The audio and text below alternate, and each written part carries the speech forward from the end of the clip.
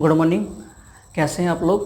मैं आशा करता हूँ आप लोग अच्छे होंगे, बढ़िया से निरंतर अपना उद्देश्य के प्रति प्रयासरत होंगे। लगातार आप अपने लक्ष्य की ओर है ना अग्रसर होंगे। इसी तरह लगातार पढ़ते रहिएगा और लक्ष्य को जल्द से जल्द अपने प्राप्त कीजिए। ठीक है, तो चलिए दोस्तों शुरू करते हैं हम आज का टॉपिक अपना। और आज जो हमें पढ़ना है, तो आज हमें शुरुआत करनी है। सिख गुरु हम लोगों ने स्टार्ट कर दिए थे, जिसमें से हमने दो को पढ़ लिया था। एक हमने गुरु नानक जी को पढ़ा था, उसके पश्चात हमने गुरु अंगद जी को पढ़ा था। यानी कि आज हमें जो पढ़ना है, आज हमें पढ़ना है गुरु आपके अमरदास जी को। ठीक है, तो टॉपिक शुरुआत करने से पहले बस एक मिनट में आपको और चीज़ें बता दें थोड़ा सा। आप जानते हो कि मॉडर्न हिस्ट्री के साथ साथ में आपका मैथ्स भी चल रहा है और अंकित सर द्वारा मैथ्स कराया जा रहा है। और मैथ्स में आपके 2 चैप्टर लग पूरे हो गए हैं। एस डी यादव मैथ्स के अंतर्गत ही आपको एक मैथ पढ़ाया जा रहा है। S D Yadav Sharda publication का एस डी यादव मैथ्स है, वो आपको पूरा कवर कराया जाएगा A to Z, पूरा चैप्टर वाइज है ना, जिसमें 2 चैप्टर पूरे हो चुके हैं और तीसरा चैप्टर शुरू हुआ है।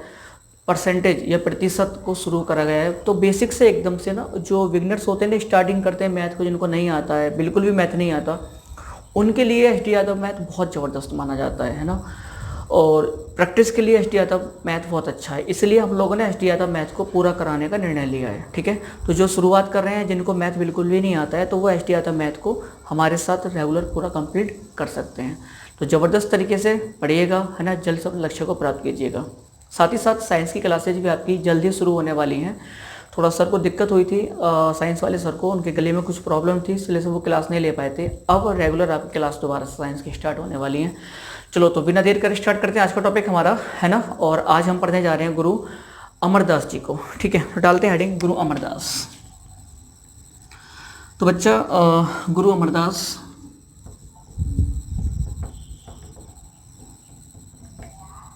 गुरु अमरदास, अगर इनका टाइम पीरियड की बात करें तो आप जानते ही हो कि हम लोगों ने पढ़ा था, 2 को पढ़ लिया था। गुरु नानक जी को हमने पढ़ा था, गुरु अंगद जी को पढ़ लिया था। ठीक है, तो टाइम पीरियड है इनका 1552 से 1574। क्लियर? गुरु अमरदास, फिर रामदास और उसके पश्चात आपके कौन आ जाएंगे? गुरु अर्जुन देव। क्लियर? तो गुरु अमरदास के बारे में बात करते हैं। तो गुरु अमरदास किसके शिष्य थे बच्चा? तो ये शिष्य थे आपके किसके? गुरु अमरदास शिष्य थे गुरु अंगद के। किसके? गुरु अंगद के शिष्य थे, गुरु अंगद के शिष्य। ठीक है, दूसरी बात इनके विषय में, इनका बड़ा ही सादा जीवन था, है ना। कृषि कार्य स्वयं किया करते थे, अर्थात कृषि अपनाई हुई थी इन लोगों ने, गुरुजी ने कृषि करते थे। और इनकी शिक्षा की अगर बात करें तो इन्होंने अपने शिष्य को, जो इनके अनुयायी थे, उनको ज्ञान दिया था। उनसे कहा था कि आप लोग क्या करो, गृहस्थ जीवन को व्यतीत करते हुए, गृहस्थ मतलब अपने परिवार के साथ रहते हुए ही, है ना, क्या करें आप, धर्म का प्रचार प्रसार करें, उसको आगे बढ़ाएं, लेकिन आप संन्यास ग्रहण ना करें। तो दूसरी बात हम इनके विषय में कहेंगे, कृषि कार्य करते थे। तीसरा, संन्यास का विरोध किया, संन्यास को मना किया, अपने अनुयायियों के संन्यास ग्रहण ना करें। ठीक है, तीसरी बात इनके विषय में, एक लवन शब्द है, लवन। लवन क्या है? लवन इन्होंने, यानी कि गुरु अमरदास जी ने एक नई पद्धति चलाई थी, लवन। लवन क्या था बच्चा? तो लवन था विवाह पद्धति थी। मतलब हिंदू धर्म में जिस प्रकार से विवाह होते थे, उसमें अंतर प्रदर्शित करने के लिए, मतलब हिंदू धर्म में अलग तरीके से विवाह और सिख धर्म में अलग तरीके से विवाह प्रदर्शित करने के लिए इन्होंने एक अलग पद्धति चलाई थी, लवन पद्धति। तो ये विवाह पद्धति थी जो गुरु अमरदास द्वारा जी चलाई गई थी। ठीक है, इसके पश्चात ये समकालीन थे किसके बच्चा? तो ये समकालीन थे अकबर के, क्योंकि आप जानते हो ये टाइम पीरियड किसका चल रहा है, 52 से 74 है, तो अकबर इस समय था। तो समकालीन थे किसके? अकबर के। अकबर इस समय था और अकबर इनसे प्रभावित था, इसलिए अकबर ने, इनकी पुत्री थी, किनकी? गुरु अमरदास जी की पुत्री थी बीवी भानी। बीवी भानी थी, इनको क्या करा था, कुछ जमीन, है ना, दान स्वरूप प्रदान की थी। क्लियर? तो आपसे पूछे कि अकबर ने किस सिख गुरु की पुत्री को, है ना, आपका भूमि दान में दी थी, तो आपका आंसर हो जाएगा गुरु अमरदास। और उनके पुत्र का नाम क्या था? बीवी वानी। यहाँ तक क्लियर हो गया? आई होप आगे बढ़े। ठीक है, तो आगे देखो, इन्होंने एक बच्चा क्या कहते हैं आपका, एक बावड़ी शब्द होता है, बावड़ी है ना, बावड़ी। तो आप जानते हो बावड़ी क्या होता है किसी को पता? तो कमेंट करो जरा। आप ऑनलाइन क्लास तो नहीं है, फिर भी आप कमेंट कर दो किसी को पता हो तो बावड़ी क्या होता है। चलो बताता हूँ बावड़ी। तो बच्चा बावड़ी क्या होता है? जिस प्रकार से कुएं होते हैं उसी प्रकार से पानी पीने के लिए बावड़ी का निर्माण किया जाता है। ठीक है, अब तो ये चीज़ें नहीं है, बावड़ी पहले हुआ करती थी। तो इन्होंने एक बावड़ी बनाई थी और इस बावड़ी से क्या करते थे, पानी निकाला जाए, जो भी व्यक्ति उस बावड़ी से पानी पीता था निकाल करके, उसे किसी भी प्रकार का रोग हो, उसका वह रोग क्या हो जाता था, ठीक हो जाता था। इस बावड़ी के विषय में ये बात प्रचलित थी। ठीक है, नेक्स्ट गुरु अमरदास जी की विषय में बात करते हैं। तो बावड़ी हो गया। ठीक है, नेक्स्ट बात करें, इनका पूछा जाता है कि गुरु गद्दी कहाँ पर थी। गुरु गद्दी समझते हैं आप? गुरु गद्दी वह स्थान, वह जगह जहाँ पर सिख धर्म गुरु बैठ करके अपना उपदेश धर्म का प्रचार प्रसार करते थे, जहाँ पर वो रहा करते थे, तो वो गुरु गद्दी कहलाती थी। तो इनकी गुरु गद्दी थी गोविंदवाला में। इनकी गुरु गद्दी कहाँ थी बच्चा? गोविंदवाला। गोविंदवाला में इनकी गुरु गद्दी थी। और यहाँ एक बार क्या हुआ था, स्वयं अकबर, स्वयं कौन? अकबर, स्वयं अकबर इनसे गोविंदवाला मिलने भी गया था। ठीक है, ये फैक्ट महत्वपूर्ण है, इनके विषय में पूछ सकता है कि मुगल सम्राट अकबर किस सिख गुरु से मिलने के लिए गोविंदवाला गया था। तो आपका आंसर हो जाएगा बच्चा गुरु अमरदास जी। क्लियर? तो गोविंदवाला मिलने गया था। इनके विषय में एक बात और मैं आपको बताऊं, गुरु अमरदास जी के विषय में, इन्होंने कुल मिलाकर के 22 गुरु गद्दी स्थापित की थी। तो 22 अपने आप में बहुत होती हैं, है ना। तो आपसे पूछे कि निम्नलिखित में से किस सिख गुरु ने 22 गुरु गद्दियाँ स्थापित की थी, तो आपका आंसर क्या हो जाएगा? गुरु अमरदास जी ने की थी। क्लियर? तो ये सब बातें थी गुरु अमरदास जी के विषय में। अब हम बात करते हैं किसकी? गुरु रामदास जी की। क्लियर? तो यहाँ तक हो गया, इसको रफ करें। ठीक है बच्चा, गुरु रामदास जी के विषय में बात करते हैं। गुरु रामदास, इनको बढ़िया से पढ़ लेना, क्योंकि देखो यहाँ पर जो मैं आपको पढ़ा रहा हूँ टॉपिक, इसमें कॉन्सेप्ट इतना नहीं है, यहाँ पर फैक्ट ही है आपको। अगर मैं इनको कॉन्सेप्ट के साथ पढ़ाने लगूँ, मतलब पूरी कहानी के रूप में इनकी कहानी समझाऊँ, तो बहुत लंबा हो जाएगा और उतना आपसे एग्जाम में पूछता भी नहीं है। वरना इनका पूरा जीवन परिचय दिया जाए, पूरी कहानी चले लंबी, तो बहुत लंबा टॉपिक खींच जाएगा। तो हो सकता है गुरु नानक जी को पढ़ाने में ही मुझे 1 घंटा लग जाता है ना। तो इतनी अधिक आवश्यकता नहीं है हमें कि इतना अधिक हम ज़्यादा डीप में पढ़ें। हाँ, जितना मैं आपको पढ़ा रहा हूँ ये आपका यूपीएससी और आपका आईपीसीएस तक पूरा कवर होगा, ये वादा है ना। तो फिर इतना पढ़ने से कोई फ़ायदा नहीं चाहिए, इसलिए जो फैक्ट है आप इनको बढ़िया से तैयार कर लो। हाँ, इसके बाद जो कॉन्सेप्ट आएगा, महाराणा रणजीत सिंह के समय से आपको कॉन्सेप्ट शुरू हो जाएंगे। तो यहाँ पर फैक्ट ही है, आपको फैक्ट ही तैयार करने हैं। ठीक है, तो गुरु अमरदास हो गए। गुरु रामदास की बात करते हैं। गुरु रामदास, अगर बच्चा इनका कार्यकाल जो गुरु के तौर पर रहे थे, तो वो आपको 1674 से 1681, गड़बड़ हो गया ना। गुरु रामदास जी का जो कार्यकाल था बच्चा, वो था आपका 1574 से 1581। ठीक है, चलो आगे बढ़े। तो देखो इनके विषय में बात करें, गुरु रामदास जी के विषय में, गुरु रामदास के विषय में बात करें, तो इनका पहला तथ्य ये था कि ये शिष्य प्लस दामाद दोनों थे किसके? गुरु अमरदास के। अर्थात ये शिष्य भी थे और उनके दामाद भी थे किसके? गुरु अमरदास के। तो ये उत्तराधिकारी किसके हुए? गुरु अमरदास के उत्तराधिकारी गुरु रामदास हुए थे। ठीक है, उनके शिष्य भी रहे थे, उनके क्या रहे थे ये बच्चा? उनके ये कहते हैं आपके दामाद भी थे। क्लियर? नेक्स्ट बात इनके बारे में बात करें। गुरु रामदास जी का जो प्रमुख कार्य है वो ये है आपका कि अकबर इनसे प्रभावित था और प्रभावित होने के चलते ही अकबर ने इनको 500 बीघा, है ना, 500 बीघा भूमि दान में प्रदान की थी। और इसी 500 बीघा भूमि पर इन्होंने एक शहर की स्थापना की थी जिसको रामदासपुर नाम से जाना गया। मैं बताता हूँ आपको अभी। तो अकबर द्वारा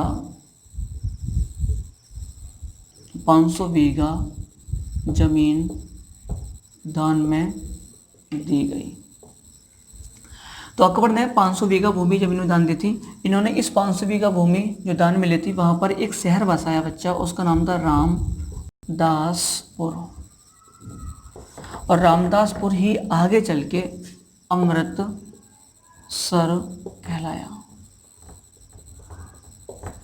तो आपसे पूछे अमृतसर शहर की नींव किसने रखी थी, या अमृतसर शहर किसने बसाया था, किसने अमृतसर शहर की स्थापना की थी, तो आपका आंसर हो जाएगा रामदास। बहुत ज़्यादा पूछा जाता है ये प्रश्न। अमृतसर शहर का पूर्व नाम अगर आपसे पूछा जाए तो उसका नाम हो जाएगा आपका रामदासपुर। क्लियर, यहाँ तक बात समझ में आई? Dates good. आगे बढ़े, ठीक है। तो आगे देखो, यहाँ तक बात समझ में आ गई, ठीक है। इनके जो अनुयायी थे, अनुयायी मतलब गुरु रामदास जी को जो मानते थे वो रामदासी कहलाते थे। क्या कहलाते थे बच्चा? रामदासी कहलाते थे, ठीक है। और गुरु रामदास के विषय में इससे ज़्यादा महत्वपूर्ण बताता है क्या होगा? हाँ, इनके विषय में सबसे महत्वपूर्ण बात जो कई बार एग्जाम में पूछा गया बच्चा, वो ये है कि इन्होंने, गुरु रामदास जी ने, है ना, जो गुरुपद था, गुरुपद को पैतृक बनाया, पैतृक बनाया। इसका मतलब समझते हैं? बहुत ज़्यादा पूछा गया है इनके विषय में। 2 प्रश्न ये वाले, एक ये और एक ये। एक तो अकबर द्वारा 500 बीघा जमीन या अमृत शहर की स्थापना। तो एक तो पूछेगा आपसे अकबर ने किसको 500 बीघा जमीन दान प्रदान की थी, तो गुरु रामदास। पूछेगा अमृत शहर की स्थापना किसने की थी, गुरु रामदास। और तीसरा ये गुरुपद को पैतृक किसने बनाया था, कि ये 3 प्रश्न सबसे ज़्यादा इनसे पूछे जाते हैं गुरु रामदास से। प्रश्न ये पूछेगा आपसे कि मतलब पैतृक, है ना, कि गुरुपद को पैतृक किसने बनाया था, तो आपका आंसर हो गया गुरु रामदास। पैतृक का मतलब ये हो गया कि अब से, इससे पूर्व आपने देखा था कि कोई परिवार, मतलब उनके जैसे गुरु नानक जी रहे थे तो उनका बेटा या उनका पुत्र वगैरह कोई उनका उत्तराधिकारी नहीं हुआ। गुरु अंगद, उनका संतान उत्तराधिकारी नहीं हुई, उनके शिष्य उत्तराधिकारी हुए थे। लेकिन गुरु रामदास ने क्या करा, अपना उत्तराधिकारी अपने पुत्र को बनाया। तो पैतृक परंपरा की शुरुआत की, अर्थात अब गुरुपद जो होगा एक परिवार में होगा, और मतलब जैसे पिता गुरु तो उसके बेटा गुरु, फिर उसके आगे उसका बेटा गुरु। इस प्रकार से प्रथा पैतृक परंपरा की शुरुआत की थी। क्लियर? तो यहाँ तक समझ में आ गया। तो ये सबसे ज़्यादा महत्वपूर्ण है। और जो गुरुपद को पैतृक बनाया, और जो पहले गुरु बने थे पैतृक होने वाले, वो कौन थे आपके? गुरु अर्जुन देव, गुरु अर्जुन देव। क्लियर? तो यहाँ से आगे बढ़े हम लोग, यहाँ तक कवर हो गया, ठीक है। तो बच्चा अब आपका आगे शुरुआत करते हैं किसकी? गुरु अर्जुन देव की। क्लियर? ठीक है। यहाँ तक चीज़ें समझ में आ गई अच्छे से, दैट्स गुड। गुरु अर्जुन देव की अगर हम बात करें तो गुरु अर्जुन देव के बारे में पहला पॉइंट तो यही है कि इनका जो टाइम पीरियड था बच्चा, वो कब से कब तक था? 1581 1606।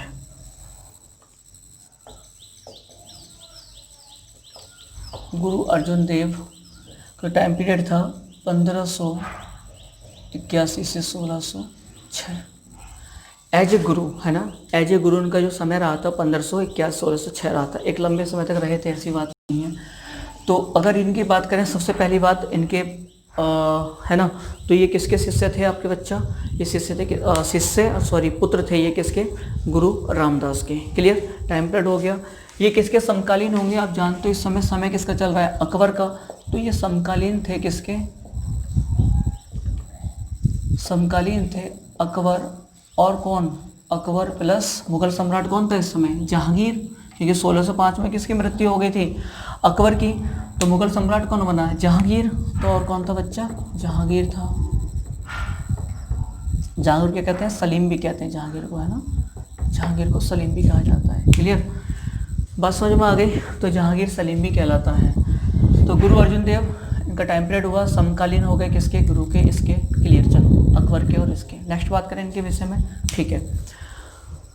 तो दूसरी बात इनके विषय में करते हैं, समकालीन वो टाइम पीरियड हुआ। एक चीज़ और इनके बारे में बताऊँ, इन्होंने कर लगाया था, आध्यात्मिक कर लगाया था।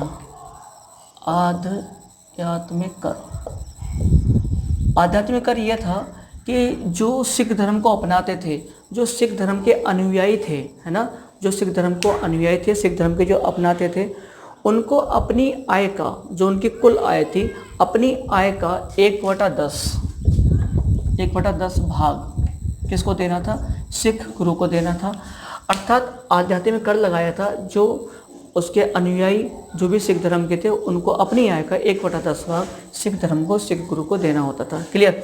दूसरी बात करें, इनके जो अनुयायी थे बच्चा, अनुयायी, तो इनके अनुयायी दो नाम से जाने थे। एक तो नाम था मसंद नाम से, और एक था मेउरा। तो गुरु अर्जुन देव के जो अनुयायी थे वो दो नाम से जाने गए। एक तो बच्चा जाने गए मसंद नाम से, और एक जाने गए बच्चा मेउरा नाम से। ठीक है। मसंद और मेउरा जो अनुयायी थे, इनके दो कार्य हुआ करते थे। पहला कार्य ये था, ये जो आध्यात्मिक कर था, इस है ना धन को, इस कर से प्राप्त धन को, इस कर से प्राप्त होने वाले धन को संग्रह करना। ठीक है। तो कह सकते हैं धन का संग्रह। कौन सा धन बच्चा? ये वाला। आध्यात्मिक कर को यही लोग प्राप्त किया करते थे। दूसरा इनका कार्य एक और था, ये सिख धर्म का प्रचार एवं प्रसार भी किया करते थे। तो आपसे पूछे मसंद क्या है, तो आपका आंसर हो जाएगा गुरु अर्जुन देव के अनुयायी क्या कहलाते थे? मसंद कहलाते थे। आपसे पूछे मेउरा क्या है, तो आप बता देंगे सिख धर्म गुरु अर्जुन देव के अनुयायी मेउरा कहलाते थे। या आपसे ये ना देके ये पूछे कि उसमें एक ऑप्शन हो धर्म प्रचार कौन करते थे, तो ऑप्शन दे देगा मेउरा या मसंद। या धन का संग्रह कौन करता था, तो मसंद या मेउरा। क्लियर? यहाँ तक क्लियर हुआ? ठीक है, आगे बढ़ें। चलो, यहाँ तक हो गया। इनके विषय में और बातें करें। ठीक है बच्चा, तो देखो बहुत अच्छे से तैयार करना। मैं आपको सच कह रहा हूँ, मैं आपको बहुत अच्छे से तैयार करा रहा हूँ, है ना। अगर आपको अच्छी चीज़ मिल जाए ना कहीं से पढ़ने के लिए, और वो भी मतलब ओवरऑल सब कुछ कवर करा दे आपका, तो विश्वास करो, अगर आप शुरुआत कर रहे हैं ना, स्पेशली जो बच्चे शुरुआत कर रहे हैं, और अगर लगातार मेरे साथ जुड़ जाए ना, तो बहुत ज़बरदस्त तैयारी हो जाएगी उनकी, स्पेशली सिविल सर्विस के लिए, तो है ना। तो ज़बरदस्त तैयार करो, है ना, क्योंकि मैं आपको इतना कुछ करा रहा हूँ जितना आपको कुछ एक्स्ट्रा करने की आवश्यकता ही नहीं पड़ेगी, है ना। तो बहुत अच्छे से पढ़िएगा। हो सकता है यही चीज़ अगर आप है ना कहीं कोचिंग जाओ तो बहुत ज़्यादा आपको पे करना पड़ेगा इस चीज़ के लिए, और हो सकता है ये क्वालिटी आपको मिलेगी भी नहीं इतनी। ठीक है, तो गुरु अर्जुन देव के विषय में और बात करते हैं हम लोग। चलो ठीक है, इनके विषय में और बात करें। तो इनका जो सबसे प्रमुख कार्य रहा है बच्चा, सबसे प्रमुख कार्य जो पूछा जाता है कई बार, हरमिंदर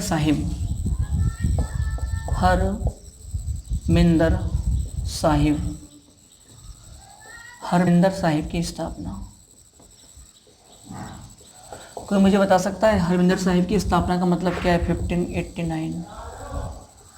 हरमिंदर साहिब कहाँ पर है? कई बार तो प्रश्न ये पूछा जाता है, ऐसे ही पूछ लेता है, अकाल तख्त हो गया आपका, है ना, हरमिंदर साहिब हो गया, ये पूछे जाते हैं। आपसे इतना पूछेगा हरमिंदर साहिब कहाँ पर हैं, बस इतना पूछेगा कि हरमिंदर साहिब की स्थापना कहाँ की गई है। तो अभी मैं आपको बताऊंगा ना हरमिंदर साहिब क्या है, तो आप एकदम से सब कहोगे हाँ हमको पता है। अभी आपको नहीं पता होगा हरमिंदर साहिब, जो प्रॉपर धर्म से संबंधित है उनको पता होगा, अदरवाइज नहीं पता होगा। तो हरमिंदर साहिब कहाँ पर है? कोई बता सकता है आपसे हरमिंदर साहिब क्या है? तो हरमिंदर साहिब की जो स्थापना की गई थी 1589 में, कहाँ की गई थी बच्चा? अमृतसर में की गई थी। हरमिंदर साहिब ही आपका स्वर्ण मंदिर कहलाता है, गोल्डन टेम्पल। अर्थात कहने का मतलब ये हुआ, हरमिंदर साहिब की स्थापना अर्थात स्वर्ण मंदिर या गोल्डन टेम्पल की स्थापना किसने की थी? गुरु अर्जुन देव ने की थी। कब की थी? 1589 में की थी। क्लियर?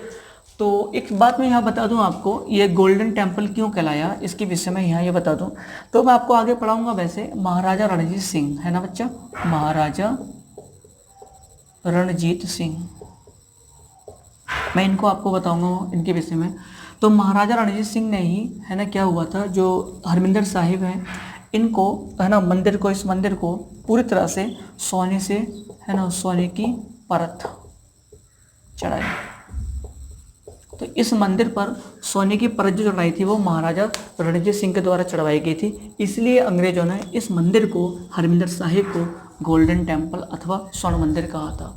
तो ये अंग्रेजों का दिया हुआ शब्द है गोल्डन टेम्पल, है ना, इस मंदिर को। इस पर सोने की परत किसने चढ़ाई थी? आपको महाराजा रणजीत सिंह ने। गोल्डन टेम्पल की बात आई तो थोड़ा सा मैं ऐसे मेरा अपना अनुभव बता दे रहा हूँ। मैं यहाँ पर अक्सर जाता रहता हूँ, अब तो नहीं, लेकिन जब मैं जॉब में था, इंडियन रेलवे में था, तो जम्मू मेरी पोस्टिंग थी, है ना। तो अक्सर वहाँ से यहाँ पर मैं या तो ऑफिस के वर्क से हमारा अमृतसर रहता था, या फिर पर्सनली ही यहाँ पर जैसे छुट्टी वीकेंड होता था, छुट्टी वगैरह, तो या तो शिमला या आपका यहाँ अमृतसर घूमने का मौका मिलता था। तो यहाँ आप जाओ ना, यहाँ पर आप हरमिंदर साहिब सुना, गोल्डन टेम्पल जाओ आप, तो बड़ा सुकून सा मिलता है।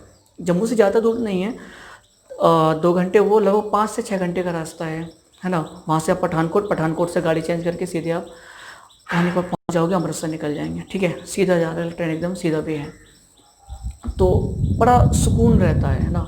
ऐसे धार्मिक प्लेसों पर जाना जीवन में मेरे हिसाब से, अपनी पर्सनल राय है, जाना भी ज़रूरी होता है। एक थोड़ा शांति सी मिलती है। आप गोल्डन टेम्पल जाओ तो एक बड़ा अच्छा सा आपको फील होगा। यहीं पर आपके जलियांवाला बाग इसके बराबर में ही है, तो यहाँ पर भी जलियांवाला बाग में बड़ा अच्छा फील होता है आपको। आपका वो माहौल, वहाँ देशभक्ति वाला माहौल जागृत हो जाएगा, बहुत सारी चीज़ें। चलो आप कभी जाओ तो फील होगा, बहुत से लोग आप में से गए भी होंगे, क्लियर।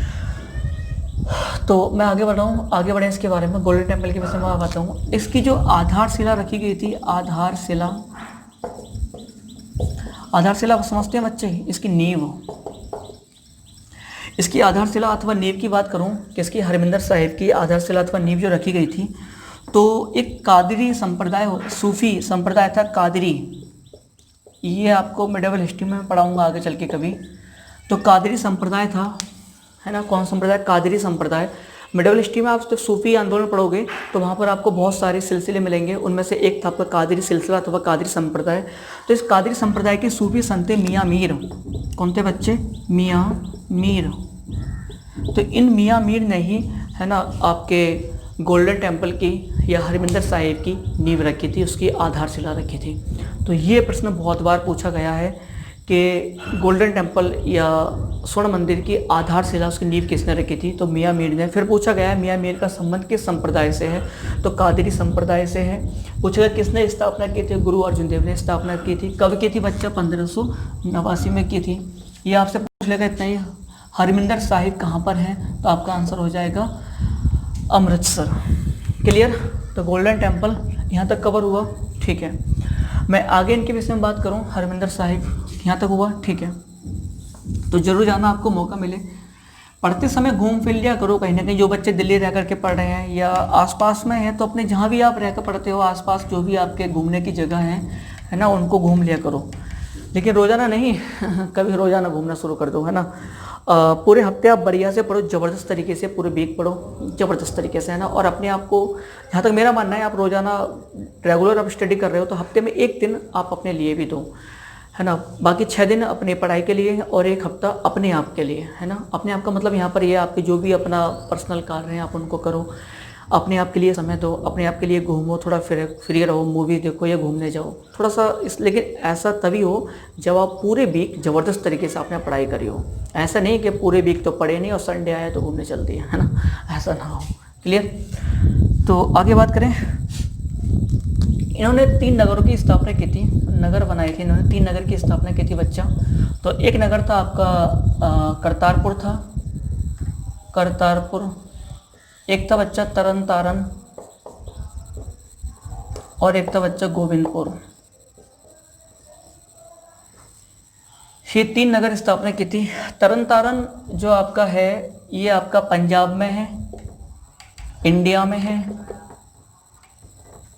करतारपुर जो है बच्चा आपका ये वर्तमान में पंजाब में ही है, लेकिन पंजाब कौन सा? पाकिस्तान का। ये तो आपको पता है ना, पंजाब प्रांत जिस प्रकार से भारत में, उसी प्रकार से एक पंजाब प्रांत कहाँ पर है आपका? पाकिस्तान में भी है। ये गोविंदपुर इंडिया के पंजाब में है। पंजाब कहाँ पर? इंडिया, ठीक है। तो इन 3 नगरों की स्थापना की थी गुरु अर्जुन देव जी ने। नेक्स्ट आगे पढ़ते हैं। इनके द्वारा 2 सरोवर बनाए गए थे। सरोवर समझते हैं आप?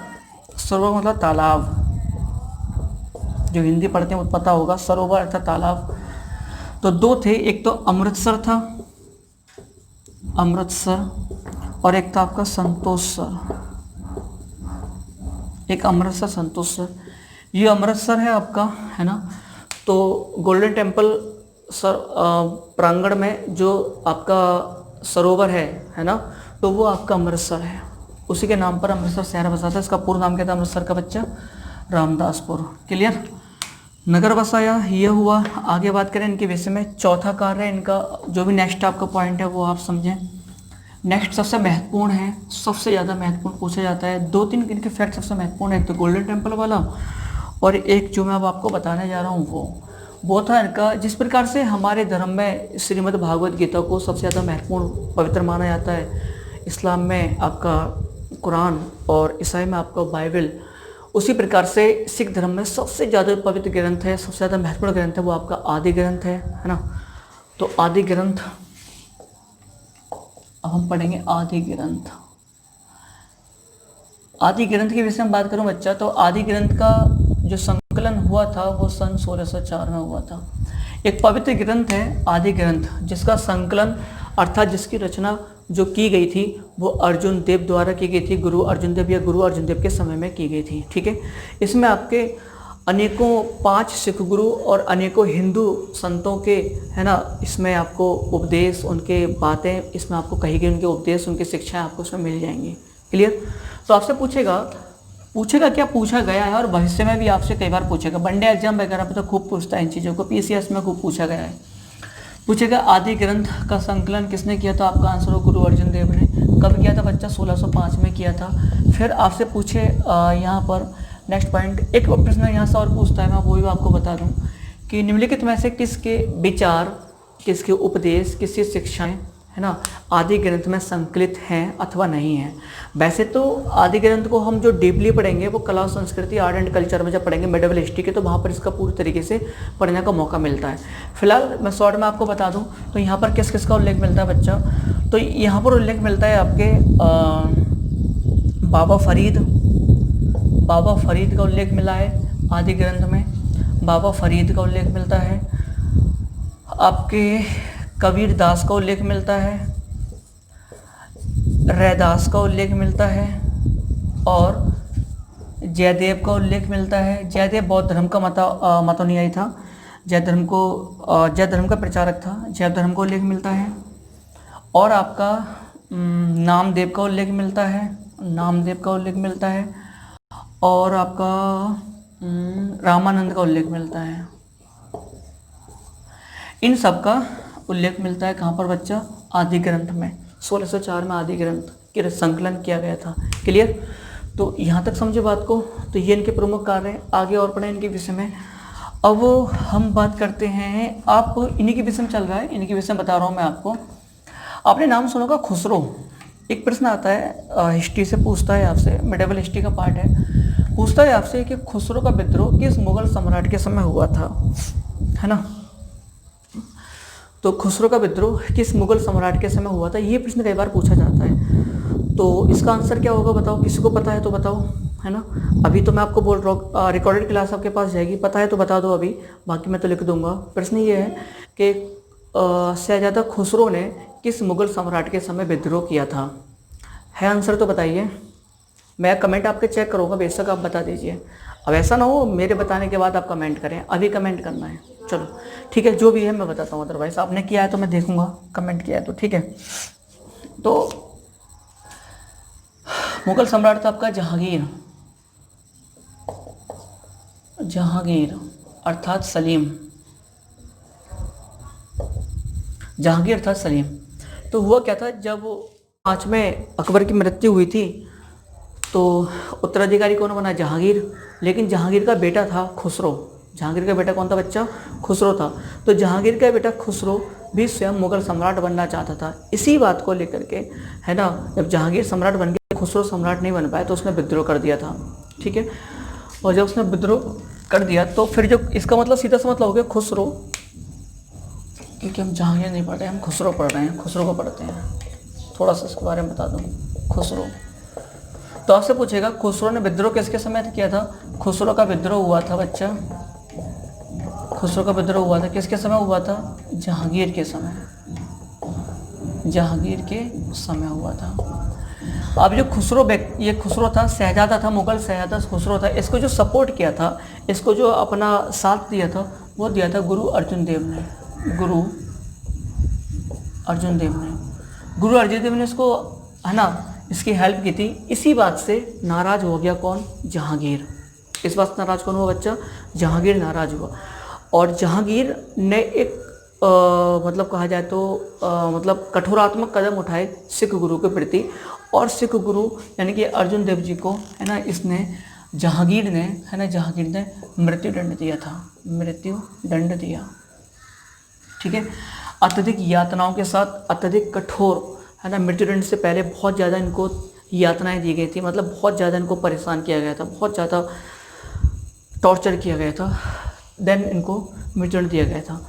तो 1606 में इनको मृत्युदंड दे दिया जाता है जहांगीर के द्वारा। तो ये प्रश्न एक बार पूछा गया है कि गुरु अर्जुन देव को मृत्युदंड दिया गया था, तो मुगल सम्राट पूछता है किसके द्वारा, तो आपका आंसर हो जाएगा गुरु अर्जुन देव के द्वारा। क्लियर, यहाँ तक समझ में आ गई बात? ठीक है, तो यहाँ तक हम समझ चुके हैं। तो इस प्रकार से गुरु अर्जुन देव वाला ये चैप्टर भी हमारा कंप्लीट हुआ। अब बच्चा इनके पश्चात आप जानते हो कौन गुरु बने थे, तो बने थे गुरु गोविंद। गुरु कौन थे? हरगोविंद। तो अब हम पढ़ेंगे गुरु हरगोविंद। गुरु हरगोविंद का जो कार्यकाल था एज ए गुरु, तो 1606 से 1644। ठीक है बच्चा, कुछ कॉन्सेप्ट यहाँ समझा दूँ मैं आपको, जिससे आपको ऐसे कॉन्सेप्ट समझा दूँगा आपको जो गुरु हरगोविंद जी से प्रश्न आएंगे वो आपके कभी गलत नहीं होंगे। ठीक है, आपको रटना नहीं पड़ेगा, कॉन्सेप्ट है, समझ लेना उसको। देखो हुआ क्या, जहांगीर ने गुरु अर्जुन देव को मृत्युदंड दिया। ठीक है, अब सीधी सी बात है, उनको मृत्युदंड देना, इसका मतलब सीधा सा मतलब ये हो गया कि सिखों के प्रति मुगल सम्राट की नीति में परिवर्तन आया। वो उनको यानी कि सिख राज्य को दबाना चाहता था, सिख धर्म के प्रति कठोरात्मक उपाय अपना रहा था। और जब कोई किसी के खिलाफ कार्रवाई करता है तो दूसरा व्यक्ति भी क्या करेगा, उसकी प्रक्रिया करेगा ही करेगा। हुआ क्या, जहांगीर ने जब गुरु अर्जुन देव को मृत्युदंड दिया तो एक आक्रोश उत्पन्न हुआ किसके अंदर? सिख समुदाय के अंदर। एक बदले की भावना, या कहा जाए आपसे एक मतलब रवैया चेंज, एक मतलब जो उनकी नीति में, सिखों की नीति में, सिखों के विचारों में परिवर्तन आया मुगल साम्राज्य के प्रति। अब वो मुगल साम्राज्य को अपने हितार्थ नहीं समझते थे, क्योंकि आखिरकार मुगल सम्राट जहांगीर ने उनके गुरु को वही मृत्युदंड दिया था। तो कैसे समझ सकते हैं? बिल्कुल नहीं, और ना ही समझना चाहिए भी था। ठीक है, तो इसलिए उनकी नीति परिवर्तन आया। तो सिख गुरु, अब जो भी अगले गुरु आए थे, आपके गुरु हरगोविंद जी आए थे, तो इन्होंने एक नीति अपनाई। नीति ये थी सुरक्षात्मक नीति, और साथ में अपने पूरे समुदाय का बचाव करना था मुगल सम्राट से, और उसके खिलाफ निरंतर प्रयासरत भी रहना था, वो आगे से इस तरह कदम ना उठाए। ठीक है, तो जब इस पर कदम उठाए गए तो इस कदम कैसे उठाए जाएंगे? तो सीधी सी बात है, अब गुरु तो है ही आपने, तो इन्होंने क्या करा, उनसे बचाव के लिए राजसत्ता का प्रतीक अपनाया। राजसत्ता का प्रतीक समझते हैं? इसका मतलब ये हो गया, एक राजा महाराजा की तरह से है ना अपने आप को प्रस्तुत किया। तो राजसत्ता का प्रतीक अपनाया, मतलब अपना चिन्ह वगैरह, अब एक मतलब गुरु के तौर पर नहीं, एक सत्ता के प्रतीक के तौर पर भी मतलब अपने आप को प्रतिष्ठित किया था। अब सीधी सी बात है, अब राजसत्ता जैसे कार्य कर रहे हो, अपने आप को बचाव करना है, तो आपको किसकी आवश्यकता पड़ेगी? सैनिक की। तो सेना का संगठन किया, सेना का संगठन। ठीक है, अब जो सिख समुदाय था उसको बच्चा एक लड़ाकू जाति के रूप में परिवर्तित किया। ठीक है, और जो सिख थे उनको मांसाहारी होने पर बल दिया कि भाई अधिक से अधिक क्या खाओ, मांस खाओ, मांसाहारी होने पर बल दिया। ठीक है, लड़ाकू जाति के रूप में परिवर्तित किया। तो सबसे महत्वपूर्ण प्रश्न जो पूछा भी जाता है वो ये पूछा जाता है कि किस सिख गुरु ने सिखों को है ना लड़ाकू जाति के रूप में परिवर्तित किया था, एक तो ये पूछता है। और इससे ज़्यादा महत्वपूर्ण पूछता है बच्चा, ये पूछता है कि किस सिख गुरु ने, जो जैसे अभी पीछे बताया था आपको मैंने कि आध्यात्मिक कर लिया जाता था कि इन करों के स्थान पर या रुपए के स्थान पर अस्त्र शस्त्र और घोड़े लेने के लिए कहा था। तो इन्होंने क्या करा, लोगों से रुपए लेना बंद कर दिया, कर लेना बंद कर दिया। इन्होंने कहा कि आप हमें क्या करो बच्चा, अस्त्र शस्त्र और क्या दो, आप घोड़े दो। तो इन्होंने पब्लिक से, जो अनुयायी थे, उनसे अस्त्र शस्त्र की मांग करी और किसकी मांग करी, घोड़े की मांग करी। इन्होंने रुपए की मांग नहीं करी थी। तो इस प्रकार से आपने देखा एक रणनीति में परिवर्तन आया और ये परिवर्तन बहुत सारे देखने को हमें मिले। ठीक है, इसके अतिरिक्त और इनके विषय में बात करेंगे, हरगोविंद जी की हम बात कर रहे हैं। इनके विषय में 2-3 बातें आपको और बता दूं मैं, इसको रफ करें। ठीक है, तो आपसे पूछा लड़ाकू जाति के रूप में किसने परिवर्तित किया था, किसने इनको मांसाहारी होने के लिए कहा था, किसने अस्त्र शस्त्र और घोड़ों की डिमांड की थी अपने अनुयायियों से, तो वो सब आपका गुरु हरगोविंद हो जाएगा। इनको क्या हुआ था, क्योंकि आप 1644 में पढ़ रहे हैं, तो सम्राट अभी मुगल सम्राट कौन है, जहांगीर है। इनके समय 2 मुगल सम्राट हो गए, एक तो जहांगीर के कार्यकाल में आएगा, जहांगीर था, और प्लस कौन था, शाहजहां भी इनके समय था, शाहजहां। ठीक है, समकालीन थे, जहांगीर भी और शाहजहां समकालीन थे। दूसरा मैं ये बताना चाह रहा था आपको कि एक बार क्या हुआ था, मुगल सम्राट जहांगीर ने, है ना, मुगल सम्राट जहांगीर ने गुरु अर्जुन देव पर 2.5 लाख रुपए का जुर्माना लगाया था, जो उन्होंने नहीं दिया था। तो गुरु हरगोविंद जी को इसी कारण, उस 2.5 लाख रुपए के कारण इनको कैद करा, और कैद करके 2 वर्ष तक, है ना, 2 वर्ष तक कहाँ रखा था, ग्वालियर किले में, ग्वालियर किले में रखा, ग्वालियर किले में रखा। तो आपसे पूछ सकता है कि जहांगीर ने किस सिख गुरु को कैद किया था और कहाँ रखा था, ग्वालियर में रखा था। कारण क्या था, 2.5 लाख रुपए बकाया था, मतलब बकाया क्या था, हर्जाना लगाया था जबरदस्ती जहांगीर ने अर्जुन देव पर, उन्होंने दिया नहीं था, तो इसलिए कैद कर लिया था। ठीक है, दूसरा इन्होंने एक शहर बसाया था कीरतपुर, ये पूछा जाता है कीरतपुर, तो ये कहाँ पर है, JNK में, कश्मीर में है। ये कीरतपुर नामक शहर की स्थापना भी की थी, किसने की थी, गुरु हरगोविंद जी ने ही की थी। यहाँ पर ये रहा करते थे, एक लंबे समय तक यहाँ पर रहे भी थे, है ना, सुरक्षा की दृष्टि से। तो ये सब था गुरु हरगोविंद जी के विषय में। क्लियर, अब हम आगे बढ़ते हैं, चलो ठीक है। तो गुरु हरगोविंद जी को हमने पढ़ लिया। अब बच्चा हम पढ़ते हैं गुरु हर राय। ठीक है, गुरु हर राय, तो उनका टाइम पीरियड आप जानते हैं, 1644 हो गया, तो 1644 से 1661 गुरु हर राय थे। ठीक है, अब मैं 1661 के आसपास, हम 44 के बाद की बात कर रहे हैं। तो जो समकालीन सम्राट था इनका, समकालीन मुगल सम्राट कौन था इनका, समकालीन मुगल सम्राट बच्चे 2 थे इनके समय। एक तो था कौन आपका, शाहजहां था, और दूसरा गद्दी पर कौन बैठ गया था, औरंगजेब भी गद्दी पर बैठ गया था, औरंगजेब भी गद्दी पर बैठ गया था। ठीक है, तो एक प्रश्न आपसे पूछेगा क्या, मतलब पूछा भी गया है कि किस सिख गुरु के समय, है ना, शाहजहां के पश्चात उत्तराधिकार को लेकर के युद्ध हुआ था। तो वो इन्हीं के समय हुआ था। मुख्यतः 2 लोगों के मध्य युद्ध हुआ था, दारा शिकोह के और औरंगजेब के मध्य युद्ध हुआ था।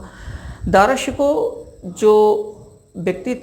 जो था वो आध्यात्मिक प्रवृत्ति का था, है ना। मेरा ये मानना है, जितना मैंने इतिहास को जाना है, थोड़ा बहुत पढ़ा है, जो भी पढ़ा है, तो मेरा मानना है कि अगर दारा शिकोह इसके औरंगजेब की जगह या औरंगजेब के स्थान पर अगर मुगल सम्राट बनता, तो इतिहास, है ना, हमें एकदम अलग पढ़ना पड़ता। हो सकता है आज उसके परिणाम हमारे देश में भी कुछ और ही होते हैं। बहुत ज़्यादा प्रभावित करते हैं ये लोग ना, क्योंकि पूरा मुगल साम्राज्य था, मुगल सम्राट था आखिरकार। तो अगर औरंगजेब ना बन करके अगर दारा शिकोह उस समय मुगल सम्राट बन जाता, तो इतिहास भी और होता और उसका प्रभाव हमें आज भी दिखाई देता अपने संस्कृति कला पर, पूरे देश पर। चलो खैर, वो अलग चीज़ हो गई। फिलहाल तो बच्चा मैं बात कर रहा था उत्तराधिकारी का युद्ध हुआ था। कहाँ, उत्तराधिकारी का युद्ध हुआ था। मुख्यतः 2 के मध्य हुआ था, एक तो किसके, औरंगजेब के मध्य, ये क्या लिख जाता है बार बार, औरंगजेब और दारा शिकोह। दारा शिकोह को हम बहुत डीपली पढ़ते हैं मेडिवल हिस्ट्री में, जब कला और संस्कृति पढ़ेंगे ना आधुनिक मध्यकालीन भारत का, तब दारा शिकोह को हम पढ़ते हैं, इसके बहुत सारे ग्रंथ हैं। ठीक है, तो बच्चा दारा शिकोह, तो जो गुरु हर राय थे, है ना, इन्होंने उत्तराधिकारी युद्ध जो हुआ था उसमें सपोर्ट करा था किसको, दारा शिकोह को, दारा शिकोह को सपोर्ट किया था। दारा शिकोह को अपना आशीर्वाद भी दिया था और प्लस इसको आर्थिक सहायता भी प्रदान की थी।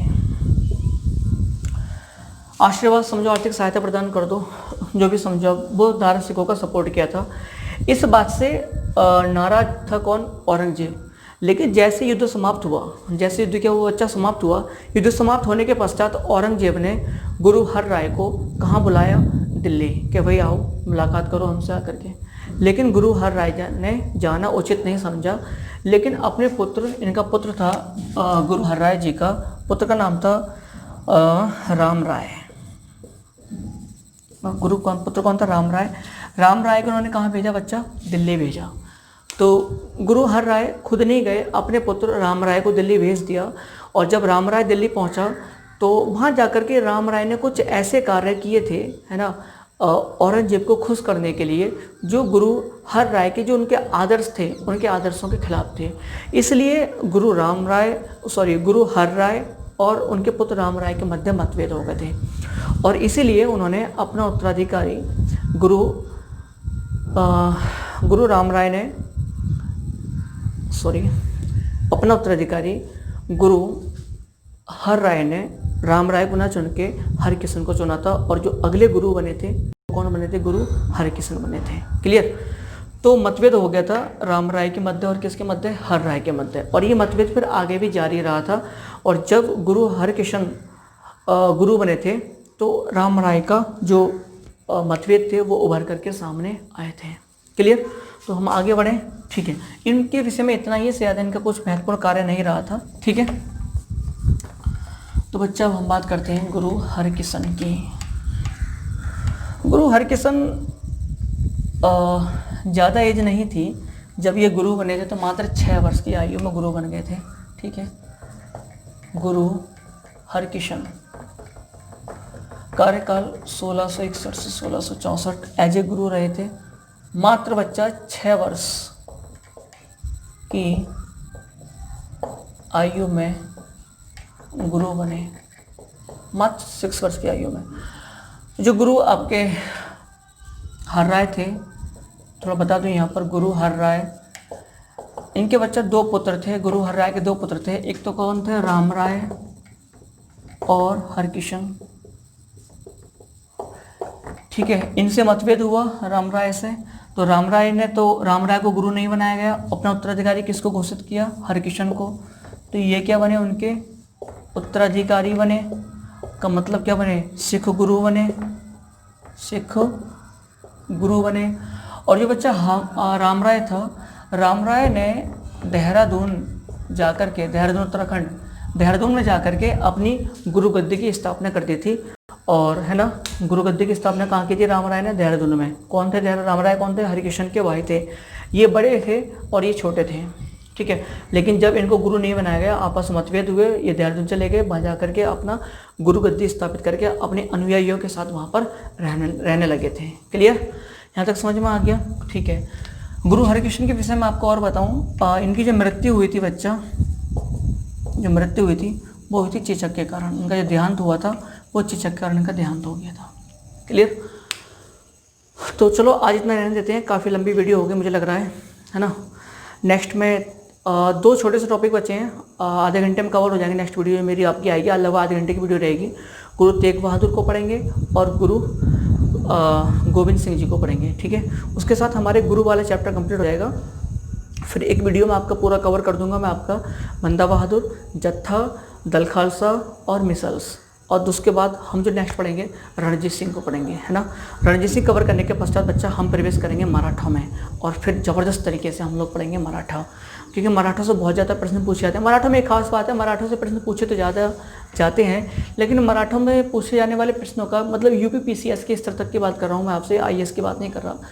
पीसीएस के स्तर तक फिक्स स्ट्रक्चर में ही प्रश्न पूछे जाते हैं, लौट फिर के बार बार रिपीटेड प्रश्न वही आते रहते हैं, घुमा फिरा के पूछते रहता है। लेकिन मैं आपको उससे ऊपर लेके जाऊँगा, यानी कि यूपीएससी तक का आपको मराठी कवर कराऊंगा। अगर आप आईएएस भी एग्जाम अगर आप दे रहे हो तो आपको आईएएस का एग्ज़ाम भी कवर करा दूंगा मराठों के साथ साथ। क्लियर? तो आज की वीडियो कैसे रही, अपने विचार अवश्य व्यक्त करें, मुझे आपके विचार का इंतजार रहता है। कुछ बच्चों ने कमेंट किए थे, मैं कोशिश करूँगा आगे से आपके कमेंट क्लास में पढ़ लिया करूँ, है ना। अगर थोड़ी बहुत भी मेहनत लग रही है तो ज़रूर आप क्या करो, कमेंट कर दीजिए, वीडियो को लाइक कर दिए और शेयर कर दीजिएगा। ठीक है, चलो फिर मिलते हैं हम एक नेक्स्ट वीडियो के साथ, यानी कि कल नए उसका टॉपिक कंटिन्यू करते हुए। ओके, धन्यवाद।